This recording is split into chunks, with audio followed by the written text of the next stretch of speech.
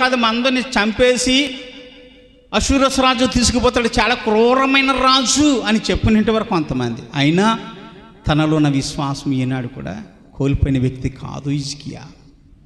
అతనికి ప్రత్యేకమైన గురి దేవునిపైన ఆనుకున్న వ్యక్తి. ప్రతిరోజు దేవుని దగ్గర ప్రార్థన చేస్తున్నాడు, అయినా నా దేశం మీదకి రాబోతున్నానని అతడు ప్రకటన చేసినప్పుడు దేవుని మందిరంలో ఉన్నటువంటి బంగారాన్ని, వెండిని, ఇంటిలో ఉన్న వెండిని, బంగారాన్ని అంత సమకూర్చి నేను అతనికి పంపించిన, అది తీసుకున్న తర్వాత తిరిగి మళ్ళీ నా మీద తిరగబడుతున్నాను అయినా అని దేవుని దగ్గర ప్రార్థన చేస్తున్నప్పుడు ఒక రోజున మరి ఆ రాజుగారు కౌరు పంపించారు, నేను నీ దేశానికి వచ్చి ఖచ్చితంగా నీ దేశాన్ని నేను పట్టుకుంటాను అని. ఇంకెంతకాలం సహిస్తావయ్యా, ఎంతకాలం సహిస్తావయ్యా, వాడిని కొట్టేవయ్యా, చంపేయా అంటారు.